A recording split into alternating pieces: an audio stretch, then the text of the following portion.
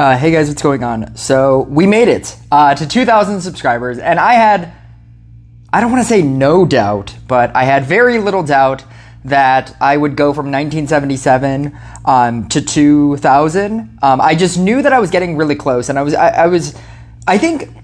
don't know when I passed 1,000. I honestly don't even know when I passed 1,000 because 1,000 was my original benchmark, and I was gonna do something at 1,000, and then it just kind of flew by. And I looked down and I was like, 1977, that's crazy close to 2000. And I want to do something. And so for everybody that dropped me comments into my video, this is going to be the thing that my secondary phone that I'm going to be reading off of. For everybody that dropped me comments on that to ask me about myself, I appreciate it more than you know, because a lot of people on here, I'm a Rush Royale content creator. The thing that you are here for is not this video. I trust that a lot of people probably didn't even click on this video. With the idea that I am a Rush Royale content creator, you came here for Rush Royale content. Most people don't necessarily care about me, the person, but every so often I have to be me, the person. And one of those ways that I wanted to be me, the person, for people that care about me, the person, is I like doing Ask Me Anythings. I like answering questions. It's one of the reasons why I do my videos the way that I do them. I like inspiring questions. I like, thinking about the game. And, that's my entire philosophy for this channel and for the kind of Rush Royale content creator that I want to be. And it's because I like answering questions. I like thinking about questions. Just in my own personal life, I like thinking about questions. I like overanalyzing things. And maybe sometimes that's a negative and maybe sometimes that's a positive in the case of this game.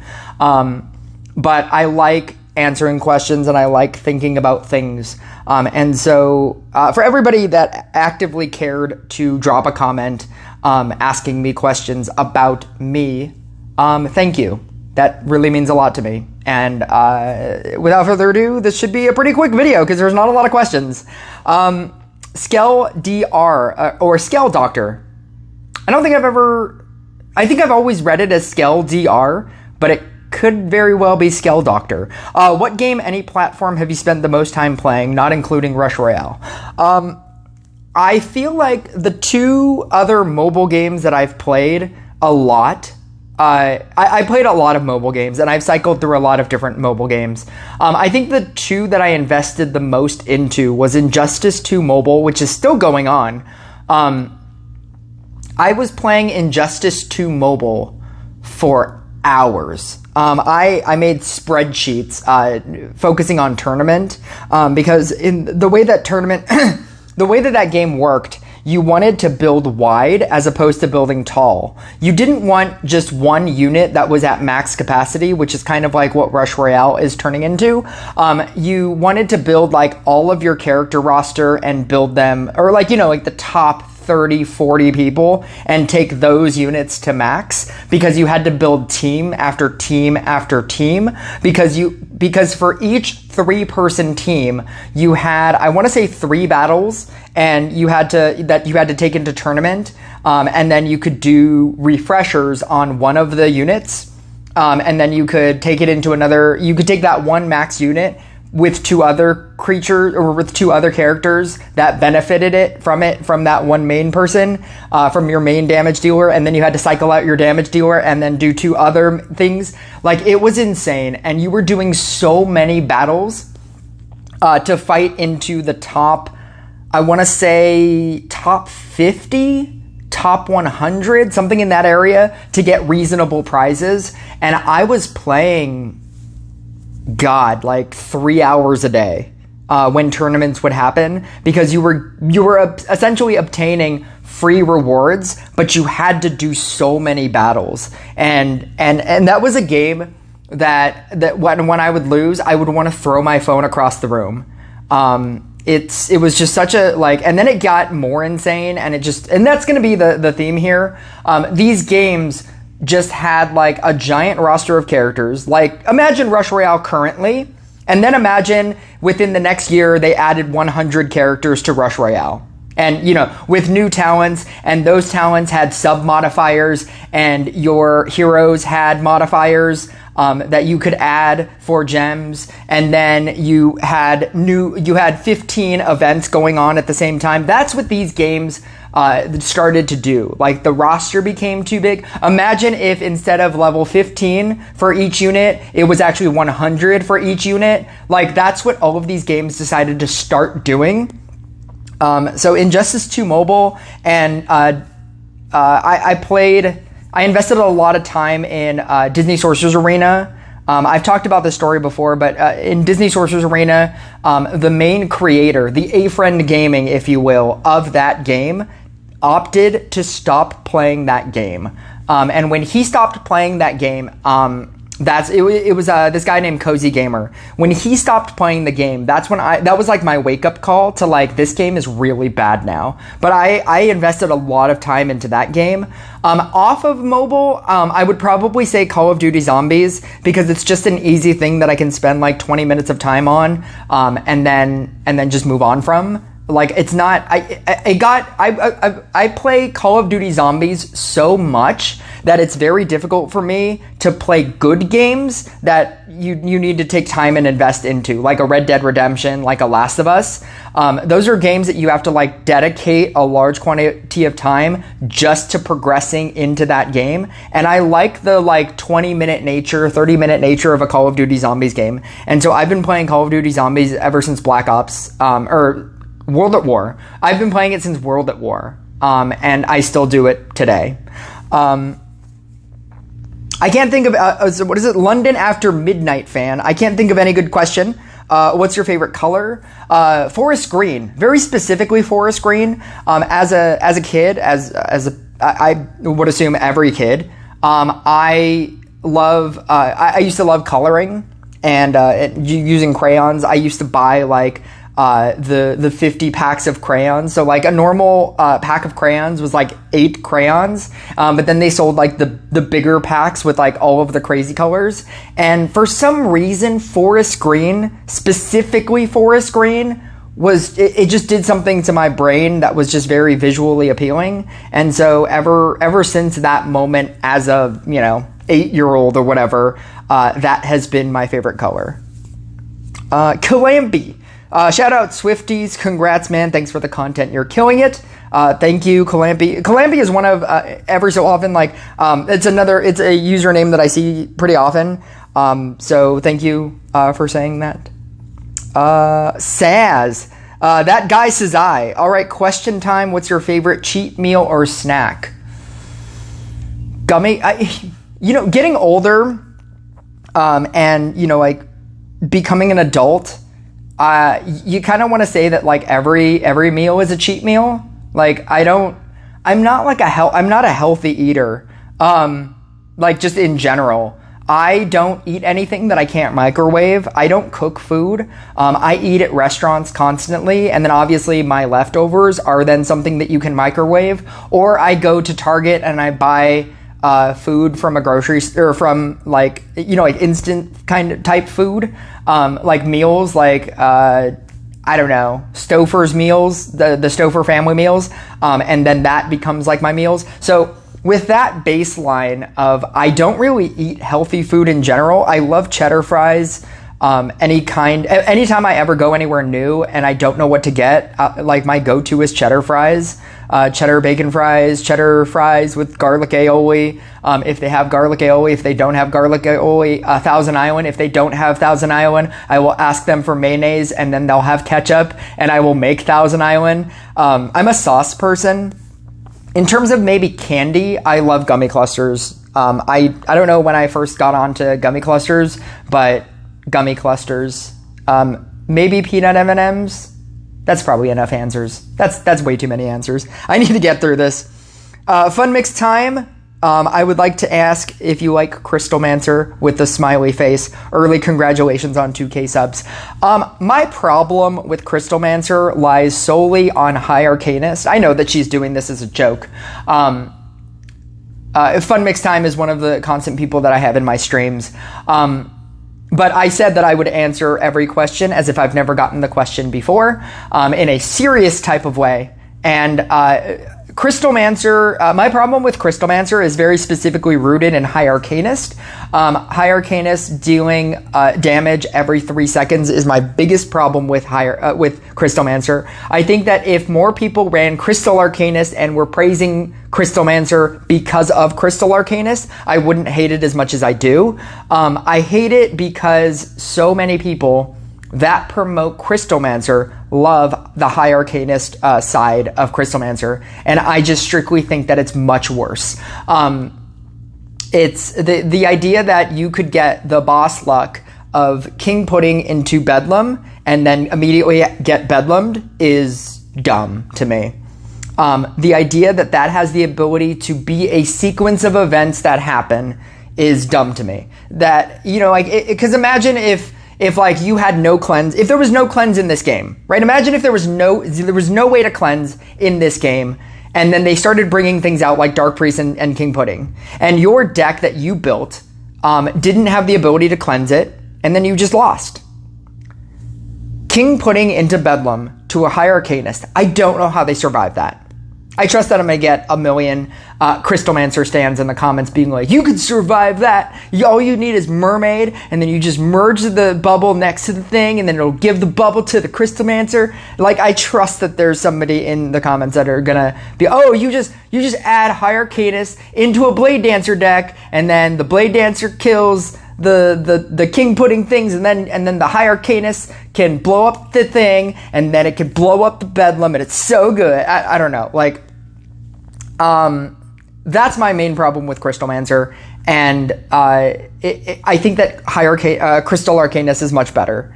And that's that. Would Hex and Crystalmancer work together? This is Adam. Yet again, somebody in my that is in my live streams all the time, and this is obviously yet another troll question. Would Crystalmancer work together with Hex?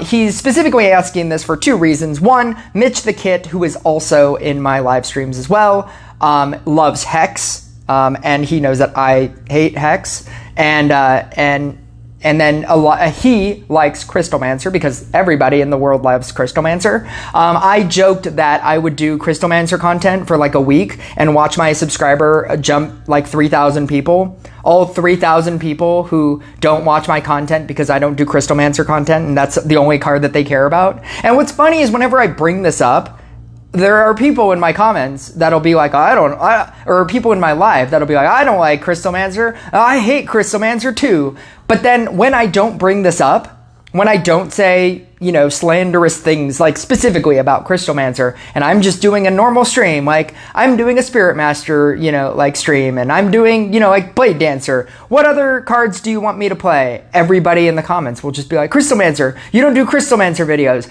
Crystalmancer's the best thing. And I'll just get that flood of people. But every time I do say that I hate it, people will say that, oh, well, obviously, of course. But then if I don't say anything, everybody's like, I love it! Anyway, does Crystalmancer and Hex work? Not the High Arcanist version. I think Crystal Arcanist would obviously work because it's based around the amount of times. Hex is based around the amount of times that you hit something, and that's the more and more chances that you get. So obviously the High Arcanist singular bolt wouldn't do anything. But if you were running a Crystal Arcanist, again, because I think Crystal Arcanist is the better version, yeah, I think there was an old deck that used Thunderer with Hex, and that was a thing that got brought up on my stream. That was a thing at some point, but the problem with that is that it's the inherent idea that Crystalmancer doesn't attack fast enough. It's like an Inquisitor where it needs to attack faster in order to do more damage, and you get more Hex activations out of something that would attack faster. So in all honesty, if you were specifically trying to build a Hex deck, it would almost be better if you built Lightning Mage on a J tile with a Hex, because then you'd have more hits. The problem with that, of course, is that you eventually have to do damage, which is my entire problem with Hex. You're not doing enough damage with a Lightning Mage anymore because the J tile doesn't give you extra damage. It is based on the amount of damage that the unit on the tile has. And so even that wouldn't work. That guy Sazai said, disappointed that you don't look like your Blade Dancer in your profile picture. I already addressed this. If I had red hair, I would look exactly like that profile picture. Skell DR or Skell Doctor. What's the best piece of advice you have gotten from a viewer, if any? Contrary to popular belief, I don't know everything. I know that you guys all you're all under the impression that I know absolutely everything, and all of my information is 100% factual, and I know everything about this game. And I know I'm sorry to burst your bubble. I'm sorry to take down the veil, but for 2,000 subscribers, I will drop the veil. You can see my face. You can see the person behind the mask. And I will admit to you that every so often, sometimes I don't have all of the answers.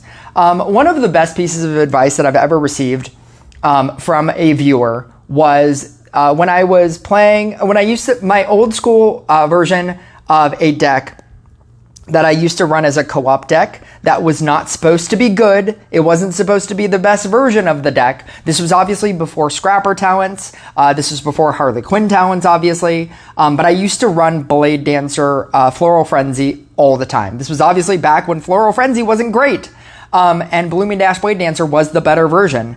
I used to love running Floral Frenzy in co-op.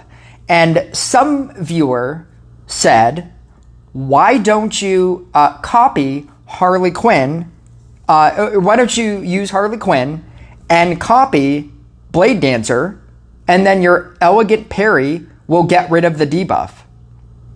And I don't know why that never occurred to me, but then as soon as they said that, I was able to set up not the double T, but the 3-2-3 setup. I was able to do that round 2.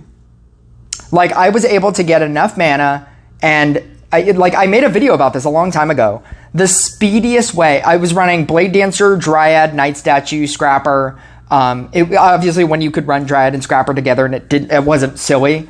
Harley Quinn. I was doing Blade Dancer, Night Statue, Dryad, Scrapper, Harley Quinn. And it was never meant to be good. It was meant to be efficient so that I could just set up the board, get to like level 3, level 4 Blade Dancers, and beat the level, and then interact with chat. That was my old school version of that deck. And they saw me play it, and they were like, why don't you just copy Harley Quinn, or just use your Harley Quinn to copy Blade Dancers, and your Blade Dancers will cleanse themselves of the Harley Quinn debuff because of Elegant Parry. And I don't know why that never occurred to me. But as soon as they said that, I started doing it every single time. And that's when I realized that you could do something like that. And I think that was the reason why I never thought of that. I was just like, oh, you could just wait for a Blade Dancer to set into place, and then, take it from there. Just use your Harley Quinns to copy Dryads, and, Dryad all your Blade Dancers up. But doing that made everything just flow so much nicer because of Floral Frenzy and because you're trying to get the diagonals. And so then your diagonals could start immediately and then go for the rest of the game. And it was just so much quicker. That is one of the most random pieces of advice that I've ever received from a viewer that changed fundamentally the way that I always play Harley Quinn now. When I know that I'm using Harley Quinn and I have a unit that has the ability to get debuffed, I don't care anymore. That's what I do all the time now. And prior to that moment, it never occurred to me for whatever reason. What inspired you to make videos about Rush Royale? I have always been a content creator for different kinds of things. I've used this as a way to become popular. I've always wanted to be popular. And whenever I invest myself into something, I have a lot of like what my channel is becoming, or what it's always been. I like talking. I like talking, I like theorizing, I like theory crafting, I like thinking about things, I like figuring out the best way to do something, and Rush Royale is that kind of game. It's a game where you want to make mistakes, you want to do wrong things so that you understand why you should do right things. And it's a game of discovery, and it's a game of like a lot of different people that have a lot of different opinions on what is correct and what is not correct. And it's up to you to figure out what is correct for you. But then there are also factual things that, you know, like it's like, no, there is a correct answer for this. And one of those things was co-op, and how people co-op. And I thought, and I was playing, I knew very early on that co-op was incredibly important. And so one of the first video that I ever posted was how to co-op. Because it was frustrating me so much that people just did not know how to co-op, both if you were the support and if you were the DPS person. If you were the DPS person and they had a scrapper, what they would do is they would set up their entire board with level 1s and then be like, you know, like, all right, you do everything, shaman player, and they would just do that. And I'd be like, no, scrapper your board, continue to do things. Because if you don't continue to do things, now it's all up to me as the shaman player to do things. And then on the opposite side of that, when you had a shaman player that, you know, you were the DPS person and they would just immediately start sending you things before you set up, or they would just like, and that would mess up your board, that was a problem as well. Or I loved when people, when you were a shaman player and the DPS person would decide to merge something out and then screw up their board. And it's like, why did you decide to do that? I just had so many like angered thoughts about co-op. And I was just like, I want to make content. At the very least, I want to make a video about this. The thing that gave me the okay to do content when in a world with like a Manti and an A-Friend Gaming and a Momo Royale and all these high-end level players was Games by the Beach. I will always attribute the reason why I started doing videos to Games by the Beach. Garrett from Games by the Beach, he didn't have a high level account or anything. He was like an everyman kind of player. He had like a Max Inquisitor, and that was basically it. I think he might have had a Max Cultist, but he had, and that was it. He was like an everyman type player. And when I realized that he had a lot of success and that even an account not showcasing max everything was doing well, that gave me the okay that maybe I can do this. And that's really, those two things are the thing that made me start doing that. Are there any upcoming features or talents that I look forward to? I will address the talent question first because I am actually setting up a tier list for everybody following me in my community tab. I am actually setting up a tier list for the upcoming talents that I am most excited for. All of it is obviously speculative because we never know what talents are when they will be coming, but I thought that there were a lot of units that don't have talents, and when everybody is constantly, because like Archer and Sentry are coming up next, and every single time it like angers me as a person that every single time that they announce talents, there's always inevitably somebody in a comment section that's like, yeah, but where's Trapper talents? How come you're giving these talents to bad units?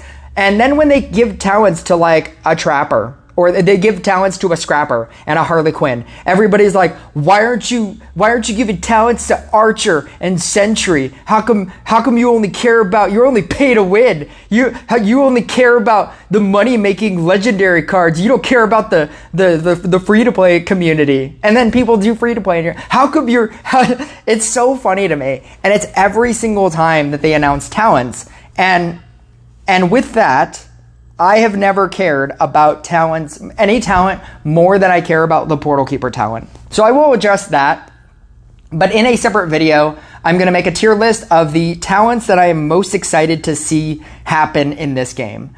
I'm going to take all of that negativity that people love to just complain about, and just put it into a singular video of why I'm like excited for them to do any of these talents or why I'm not excited. And you know, it's a video that will definitely age well.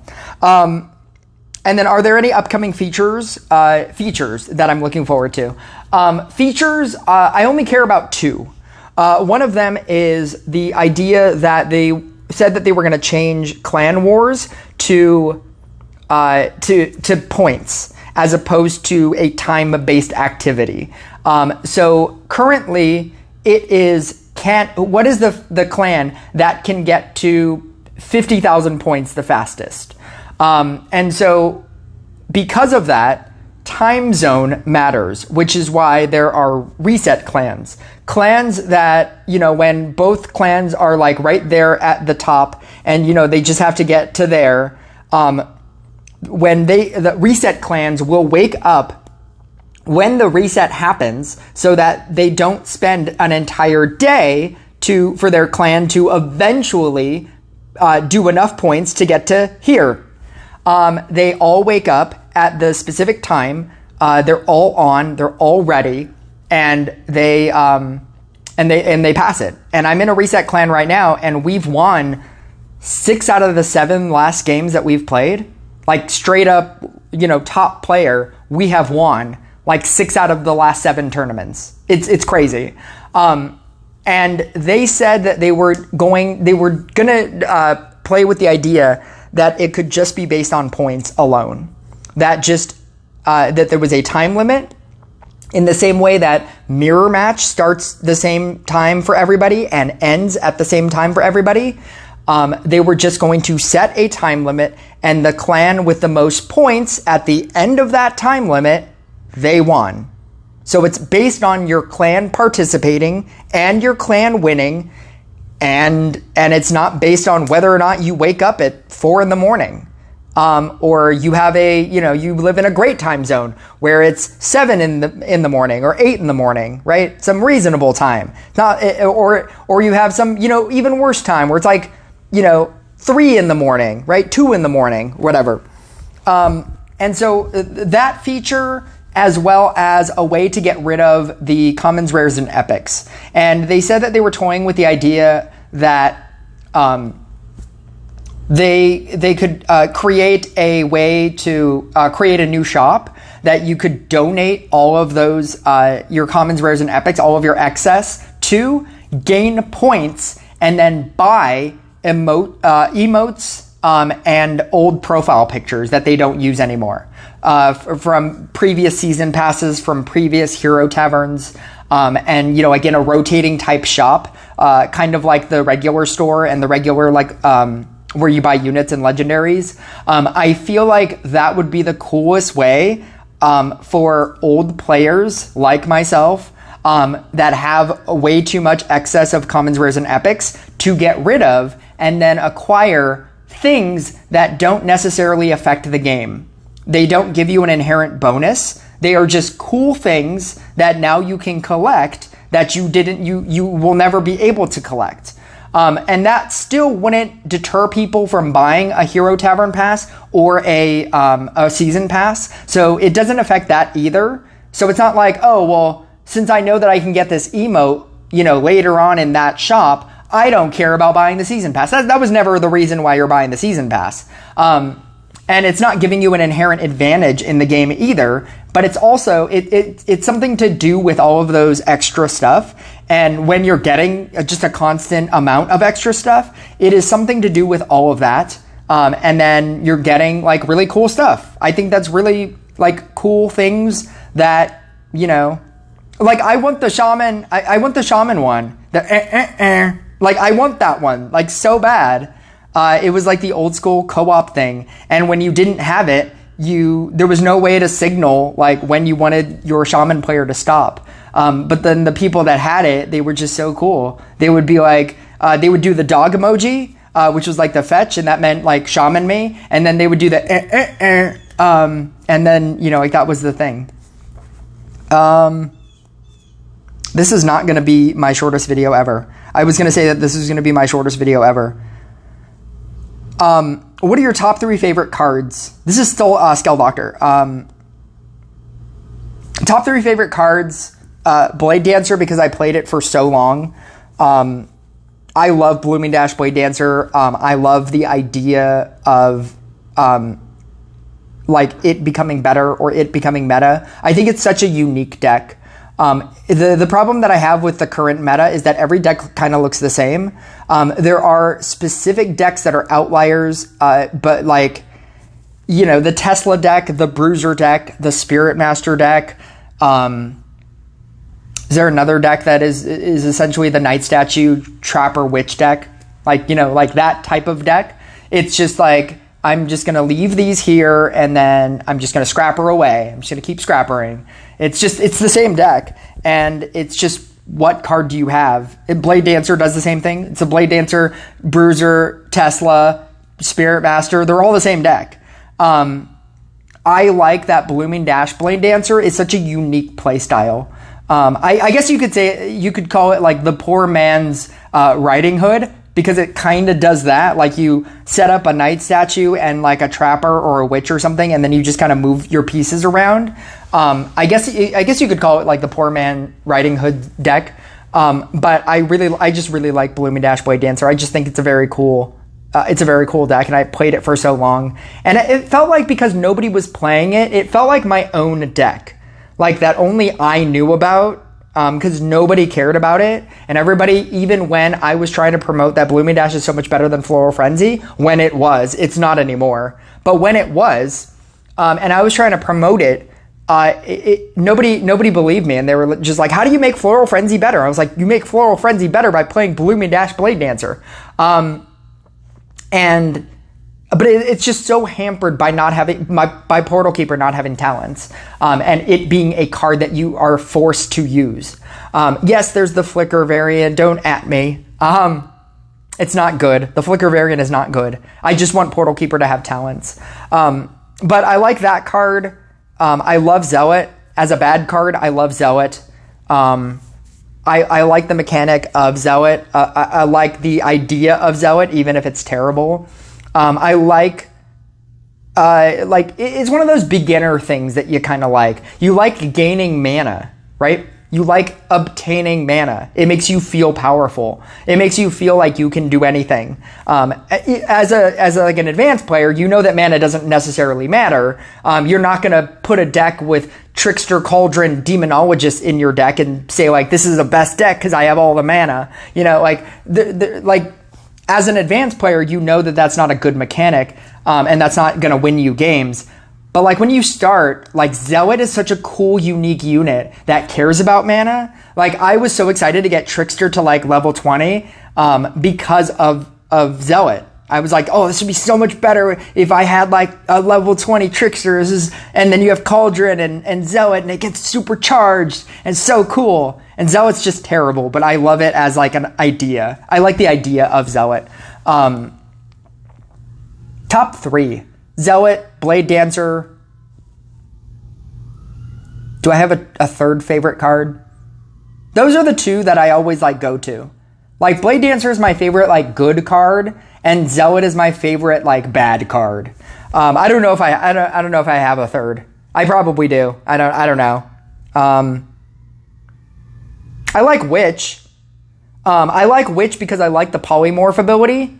Not really because of anything else, and I feel like the everything else is the more fun ability, like obviously Gift to the Raven or using it as a toxic for Cruel Joke, but I very personally love the polymorph ability.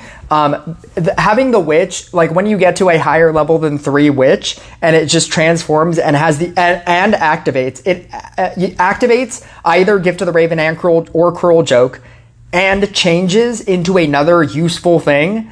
I think is so cool. I love whenever I do support in co-op, which isn't often, but I love whenever I do support in co-op and I have like 3 witches on the field, like 3 level 3 witches or something, and then I just start copying it with Harlequins so that you can get the effect and then it becomes something else anyway. I think that that's such a cool, it's such a cool mechanic. When you add that with enhanced summoning, so like you can get a level 3 witch, it turns into a summoner. You use enhanced summoning, and then it could turn into a witch again, and then it uses the witch ability and turns into like another witch, and then it uses the witch ability and then it turns into a summoner. I think that has the ability to happen is really funny. I think, yeah, those are my top 3 favorite cards. Nyled. I have 2 questions. Do you have any pets? I do not. I couldn't, I am out of the house so often that in my current life, in my past life, I'm out of the house so often that there's no way I would be able to care for a pet. Also, I've just heard horror stories from friends where like, I had one friend where they said that they were at work and their cat apparently jumped onto the kitchen counter and then fell off, broke its leg, and she had to spend $500 to fix it.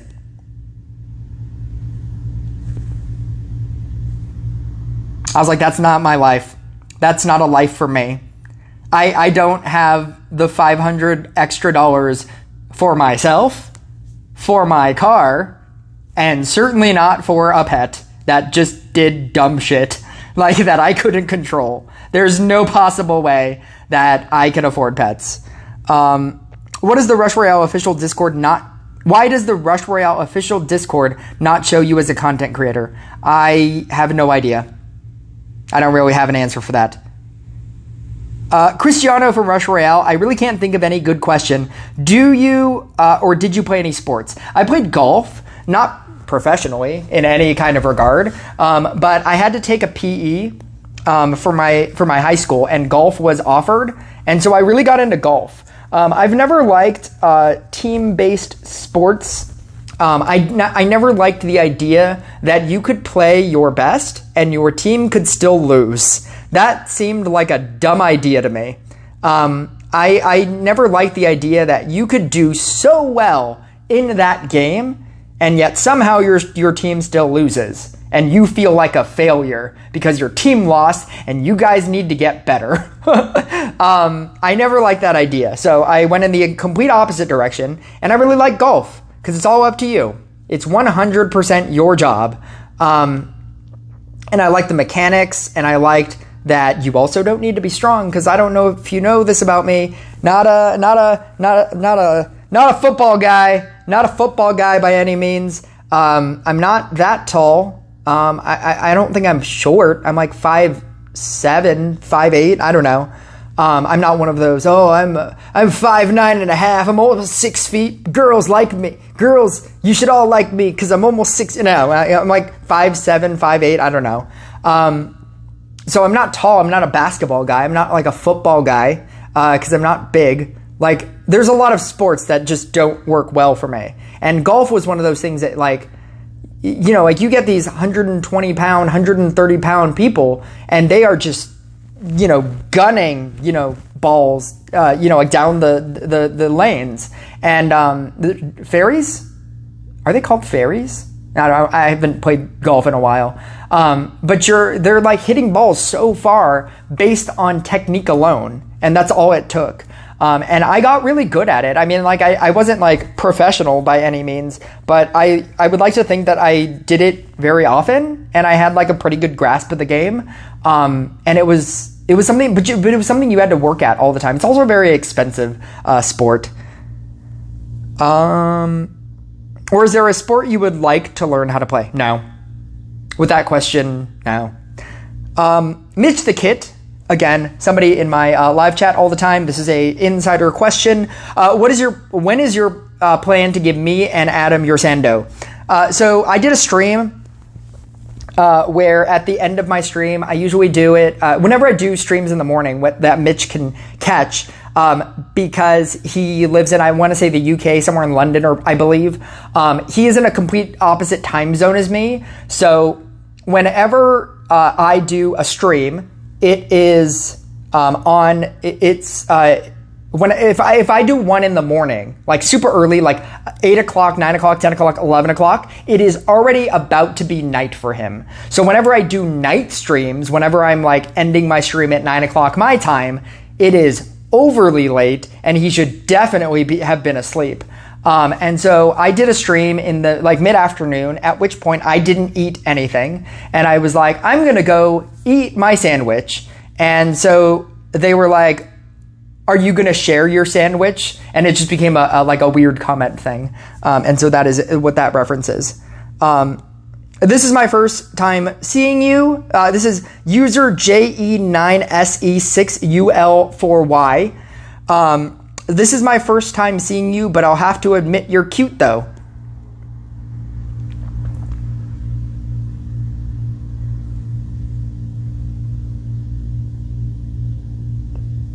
And that's how we're ending this. You know what's funny is I thought that at least one person would have asked my name. Unless everybody just assumes that my name is Taylor. But then what? I thought that I would get at least like one person who asked me like what Taylor's version is, or what my name is, or if my name is Taylor, or how did I pick that name, or what's my favorite Taylor Swift song. Maybe at 3,000 subscribers. Thank you guys again. Thank you guys for putting me in the position that I can do a 2,000 subscriber video. Thank you guys for putting me in the position where I can be a official Rush Royale content creator. Thank you guys for liking my content. Thank you guys for liking my 40-minute long videos. And yeah, I want to do another one of these, possibly at 3,000 subscribers. I feel like for me to get a large quantity of questions that I can like speed run through, I knew that I wanted to spend a lot of time on a lot of these questions because I knew that I didn't have a lot of them. And I wanted this video to be like a worthwhile video.